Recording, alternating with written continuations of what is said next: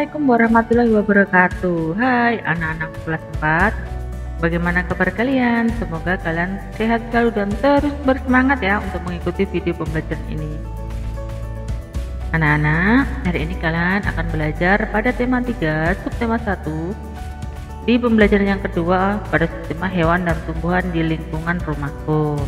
Baiklah, sebelum kita belajar, mari kita berdoa sesuai dengan agama dan keyakinan kita masing-masing supaya mendapatkan ilmu yang bermanfaat. Berdoa dimulai. Berdoa selesai. Selanjutnya anak-anak, marilah kita ikuti video pembelajaran ini sampai habis dan jangan di-skip.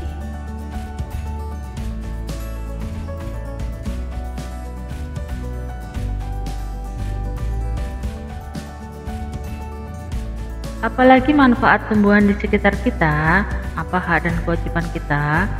Sebelumnya kamu sudah belajar tentang tanaman padi. Betapa banyak manfaat padi, sebagian besar orang Indonesia menjadikan nasi sebagai makanan utamanya ya. Begitu juga Beni. Beni makan nasi sebagai makanan pokoknya. Setiap hari Beni, adik, dan kedua orang tuanya selalu makan malam bersama. Di keluarga Beni, semua orang diberi kesempatan untuk mengambil nasi sendiri. Beni selalu berpesan, ambil secukupnya. Adik Beni sering tidak menghabiskan nasinya. Alasannya, karena ia sudah kenyang. Seringkali ibu mengingatkannya, namun adik Beni belum juga mau menghabiskannya. Berbeda dengan adiknya, Beni selalu menghabiskan makanannya. Dia selalu mengambil secukupnya. Diskusikan dengan kelompokmu. Apa yang dilakukan Beni terhadap makanannya? Jelaskan pendapatmu. Apa yang dilakukan Beni terhadap makanannya? Jelaskan jawabanmu. Yang nomor 1 dilakukan adik Beni ya, nomor 2 yang dilakukan Beni. Manakah yang menurutmu lebih bersikap bijak terhadap makanan? Beni atau adiknya? Jelaskan pendapatmu. Ketika adik Beni membuang makanan, siapa saja yang dia rugikan? Jelaskan jawabanmu. Ketika adik Beni makan malam, apakah dia sudah mendapatkan hanya? Jelaskan jawabanmu. Ketika adik Beni membuang makanan, apakah dia sudah melaksanakan kewajibannya? Jelaskan jawabanmu. Ketika Beni menghabiskan makanannya, apakah dia sudah menjelaskan kewajibannya, melaksanakan kewajibannya? Jelaskan jawabannya. Anak-anak, tanaman mempunyai banyak manfaat untuk manusia ya. Selain untuk makanan, tanaman juga menghasilkan oksigen. Kita berhak menikmati manfaat dari tanaman, namun kita juga wajib untuk bijak menggunakannya. Salah satu cara bijak dalam menikmati manfaat dari tanaman adalah dengan tidak membuang-buang makanan. Bayangkan kalau semua orang seperti adik Beni, berapa banyak nasi yang terbuang sia-sia setiap hari, berapa banyak sumber daya alam dan energi yang terbuang setiap hari. Bagaimana dengan kamu? Sudahkah kamu memanfaatkan makananmu dengan baik? Berpikirlah sebelum kamu membuangnya. Perhatikan di sini. Sawah mulai dibajak ya pada hari ke-1. Ini caranya petani sampai menghasilkan padi sampai menjadi beras ya. Padi mulai ditanam pada hari 21 sampai ke 30. Padi mulai berbiji pada hari ke-100. Lalu padi akan dipanen pada hari ke-120. Padi yang diambil dari sawah pada hari 122. Lalu padi dijemur dan digiling. Lalu tahap berikutnya, biji padi siap jadi beras setelah digiling tadi ya, dan siap dimakan. Jadi untuk mendapatkan nasi, anak-anak membutuhkan waktu sekitar 132 hari ya. Jadi membutuhkan waktu yang sangat lama. Jadi anak-anak jangan pernah menyia-nyiakan makanan, bahkan membuang makanan ya, terutama nasi. Perhatikan gambar berikut, ini gambar A, gambar B, gambar C. Pertanyaannya, berdasarkan gambar di atas, apa yang dilakukan orang pada gambar A, B, dan C? Apa tindakan tersebut baik? Mengapa? Dampaknya bagi lingkungan apa dari gambar A, B, dan C? Dampaknya bagi orang lain dari gambar A, B, dan C. Apakah perbuatan dalam gambar tersebut melanggar hak orang lain? Mengapa? Apakah orang tersebut sudah melaksanakan kewajibannya?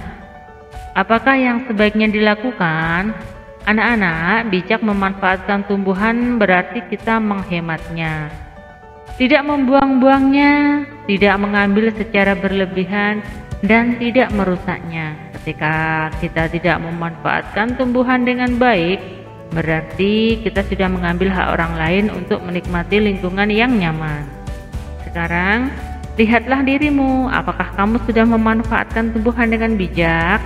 Pertanyaannya, contoh sikap yang sudah bijak terhadap tumbuhan. Sikap kamu ya, contohnya apa? Dampak dari sikapmu tersebut bagi lingkungannya apa? Bagi yang sikapmu yang sudah bijak tadi. Contoh sikapmu yang belum bijak terhadap tumbuhan. Dampak dari sikapmu yang belum bijak terhadap lingkungan dan apa rencanamu untuk memperbaikinya. Saatnya kamu berkreasi membuat kolase dari tumbuhan yang ada di sekitarmu. Apakah kolase? Kolase merupakan karya seni tempel pada permukaan gambar. Nah, ini adalah contoh kolase gambar kupu-kupu yang ditempeli dengan berbagai daun. Buatlah kolase dari tumbuhan yang ada di sekitarmu. Bahannya daun, batang tumbuhan, dan lem. Nah, ini adalah cara membuat kolase ya. Di sini kalian buat pola dulu, setelah itu baru menempelkan daun-daun dan ranting sesuai dengan pola yang dibuat. Nah, di sini atur daun batang tumbuhan menutupi sketsa gambar. Nah, ini dibuat serapi mungkin supaya sketsanya tertutupi oleh daun-daun tersebut. Selanjutnya silahkan untuk mengasah kemampuan kalian untuk berlatih mengerjakan beberapa soal ini ya. Contoh di bawah ini yang menunjukkan hak manusia terhadap tumbuhan adalah Andi merawat pohon yang tumbuh di depan rumahnya. Hak ini ya, termasuk hak. Pak Dodi melarang warga yang ingin menebang hutan secara sembarangan. Januar makan pagi dengan sepiring ya, ini bukan sepiring, sepiring nasi dan sayur bayam. Alias suka mencoret-coret pohon di halaman sekolah. Hak masih ingat anak-anak, hak itu sesuatu yang seharusnya kita dapatkan. Daerah yang berbatasan dengan laut dinamakan daerah A. Lembah, B. Dataran tinggi, C. Hulu sungai, D. Pantai.